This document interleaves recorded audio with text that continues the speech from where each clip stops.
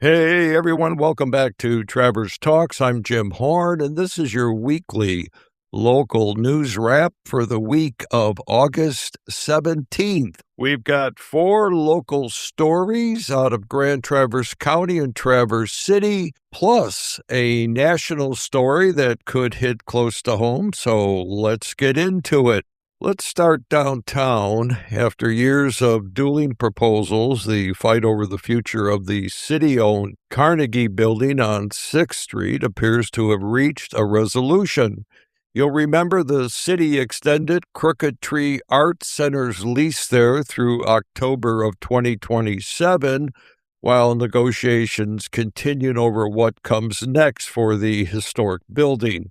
This week, those negotiations reportedly landed on a proposed path forward, closing out a debate that's run in parallel with the ongoing effort to turn the old Bijou by the Bay Con Foster building into a performing arts venue.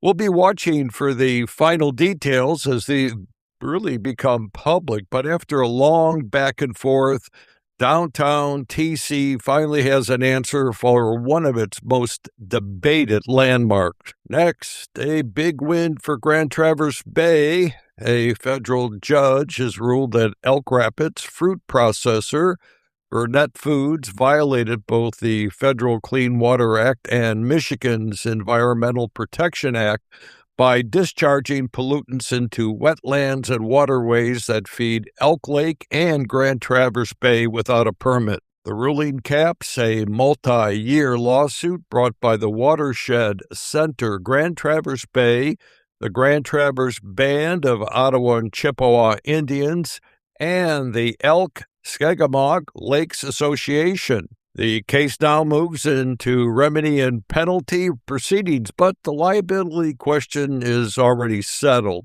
It's a significant accountability moment for water quality advocates who've been fighting this fight for years. And here's a story we've been talking about for a long time. Movement in the long-running fight over Twin Lakes Park. Grand Traverse County Commissioners voted 6-1 to sit down with Long Lake Township and the neighbors suing over the county's 2022 transfer of the 176-acre park. Those neighbors argue the transfer violated an 80-year-old deed restriction dating back to a 1941 donation that required the land stay a state park. Long Lake Township has already rejected one settlement offer that would have handed ownership back to the county, and the case remains pending in 13th Circuit Court. Whether this meeting produces a resolution or just more litigation, we'll keep you posted. Well, new Canadian lumber tariffs are hammering the U.S. building industry with softwood duties stacking as high as 45% on top of existing levies, according to the Wall Street Journal. U.S. framing lumber prices have surged roughly 30% since December, and construction cost increases the first 4 months of 2026 already exceeded the combined increases of the previous 3 years, according to the chief economist at Associated Builders and Contractors.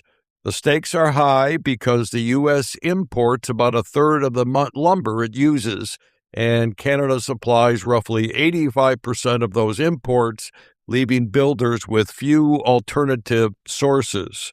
Nationally, 7 in 10 home builders surveyed by the National Association of Home Builders in April said they were struggling to price new homes because of the material cost volatility. For Grand Traverse County, already grappling with a workforce housing shortage, rising lumber costs could directly slow or shrink projects like the 8th Street Workforce Housing Development and other efforts to add affordable units. And we always like to close on a lighter note. Traverse City Food and Wine wrapped up its second year this week, running downtown and around the peninsulas with events like Golden Hour Vineyard Tour at French Valley Vineyard and a grand tasting and a Silk Roads Flavor Odyssey dinner at Aries. despite a stormy midweek forecast. It's shaping up to be a solid shoulder season tourism draw for the region as it builds on last year's debut. A nice reminder for so many people that fall in love with this place even after cherry season winds down. Hey, thanks. This is it, folks, for the week of August 17th.